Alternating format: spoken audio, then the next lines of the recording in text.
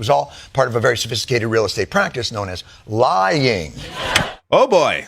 On Monday, Jon Stewart did a fantastic segment taking down Trump on his fraud charge, and the reaction from the right was so ridiculous that Jon Stewart actually came out to react to it afterwards. And I'm going to get to one of the dumbest pieces of writing, to quote someone I'm going to quote in a bit here. One of the dumbest pieces of writing I've ever read. So first, to properly understand where this all began, this is, I'm not going to show you the full segment, of course, it's like 12 minutes long, but I'm going to show you a portion of this segment that gives you an idea of what Jon Stewart was arguing in the piece. What did Trump actually do to earn this penalty? Well, it turns out that for a decade, whenever Trump wanted to get a loan or make a deal, he would illegally inflate the value of his real estate. For instance, suggesting that his 11,000 square foot penthouse was a 30,000 square foot penthouse, I guess somehow including the sky in the calculation. We all do it. I mean, in my license, I'm not listed as 5'7", you know. I'm listed as 30,000 square feet.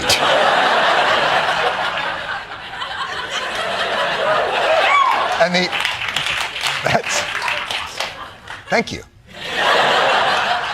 And the Attorney General of New York knew that Trump's property values were inflated because when it came time to pay taxes, Trump undervalued the very same properties. It was all part of a very sophisticated real estate practice known as lying. So that gives you a good idea of what was being argued in that piece. Donald Trump, this is already well known, I've discussed this on this very channel, Donald Trump artificially inflated his own assets, including almost tripling the real estate of his place that didn't exist. He didn't have a 30,000 square foot penthouse, and then devalued it when it came to paying taxes. This is where we get to the reaction from the right. Now, again, this isn't just randos online. These are massive leaders in the conservative movement and a massive newspaper attempting to make an argument that doesn't make any damn sense. Of course, because they're clowns. Tim Pool here with his argument. Did Jon Stewart commit fraud when he sold his penthouse for $17.5 million? New York listed its market value at $1.8 million, an estimate or assessed value at around $800,000. Assessed value is when it comes to property taxes. Who did he defraud? I am shocked. Jon Stewart did not invent square footage. The assessed value is out of his hands. I'm going to get to a little deeper on that specifically, but this has nothing to do with what Donald Trump did, where he lied about how much square footage his properties had.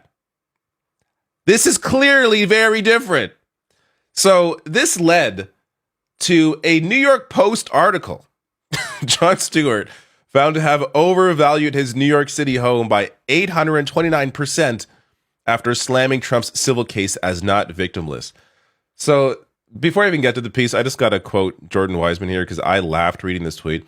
This is an article about how Stewart sold his apartment for more than its estimated market value. It is truly, I can say without hesitation, one of the dumbest pieces of published writing I have ever encountered. So here's the piece. I got a few choice highlights here. This is the very first paragraph. Right, a comedian, Jon Stewart, ranted this week that Donald Trump's civil real estate case overvaluing his properties was not victimless.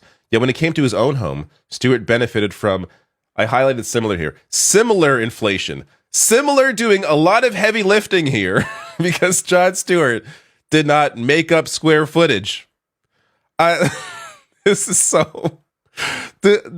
Look, I know the bar is low for a place like New York Post, but man... This can't even meet their bar. This is so absolutely insane to attempt to argue. I don't know how this made it to publish. Like, how? Aren't there some standards? And actually, this article was updated apparently later after it was posted. I'm going to guess what they put in because Jon Stewart reacted to it. I'll get to his reaction. But they even go on to undercut the whole piece, this whole argument in their own piece. But they go on to write here, to further his point, Stewart argued that money isn't infinite. A loan that goes to the liar doesn't go to someone else who's giving a more honest evaluation. So the system becomes incentivized for corruption. Stewart also contended that failing to declare a higher market value on a property while paying taxes based on a lower assessed value constitutes fraudulent behavior. Donald Trump made up square footage. What do you not understand about the obvious differences here? This has nothing to do with assessed value compared to the square footage that was invented by Donald Trump.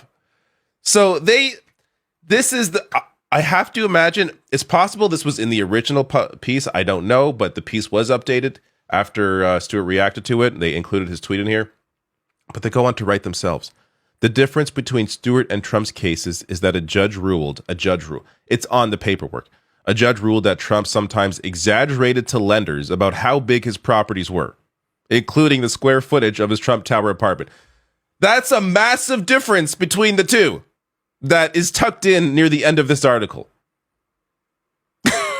It's just like, how can anybody possibly trust anything they read from these clowns? So Jon Stewart goes on to react, saying, "Oh my God, I've been caught doing something not remotely similar to Trump. I guess all I need to do now is start a fraud college, steal classified documents, bankrupt casinos, pay hush money, grab you-know-what, discriminate in housing, cheat at golf, and foment insurrection, and you'll revere me." Absolutely fantastic reply to this insanity. And to properly end on here, circling back to Tim Pool, Ben Dreyfuss has this thread on this. Tim Pool apparently doesn't understand how property taxes work. So Tim Pool reacted to Jon Stewart's tweet that I just showed you, saying, you sold a property in New York valued at $1.8 million to someone for $17.5 million, and they lost $4 million because of it, and you paid taxes on a valuation of $748K. When it came time to pay taxes, he undervalued his property. So Ben Dreyfuss goes on to discuss or explain.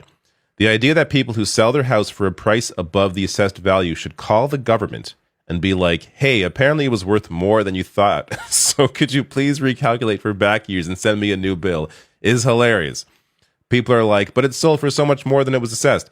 Take that complaint up with the assessor. There are, in fact, totally non-corrupt reasons why assessments sometimes do fall way behind actual true market value. But regardless, it has nothing to do with Stewart. So, and he goes on to get even into deeper details about New York City specifically, showing that assessed value for condo buildings with 4 to 10 units cannot go up by more than 8% each year or more than 30% over a 5-year period unless you did renovations. Therefore, it may take several years for assessed value to adjust to a large increase in market value. This explains why assessed value goes up even when market value goes down. Assessed value for condo buildings with 11 or more units have to be phased in 20% each over a 5-year period. So it may take several years for the assessed value to adjust to large increases or decreases in market value. And he goes deeper on this and, essentially, should a wealthy individual like Jon Stewart have to have paid more taxes? Yes, he should have. But that's not his fault. That's the way the system works in New York City. That's the way the system is. So there's no fraud being committed here because at no point is Jon Stewart lying about the property. He's not making up rooms that don't exist. He's not making up square footage for the property and then devaluing it when it comes to paying taxes. The property is what it is. It's assessed at what it's assessed at. The market value is what it is. This is standard. Donald Trump lied about square footage. How do you not understand the differences? And of course they understand the differences. The people... Tim Pool has to. Tim Pool's a propagandist. I'm sure he understands the difference. He has to understand the difference. But the fact that this made it to the New York Post, like, who wrote this? Mary Kay Jacob, absolute clown. The fact that this made it to the New York Post, and again, low bar, New York Post. Still, it's a newspaper. It's a large media institution. It is so... I don't know. It's just so beyond the pale. There really are no standards anymore when it comes to any of these clowns. But this shows you just when there is nothing for them to argue, they'll just make it up. There's no point ever taking these idiots seriously.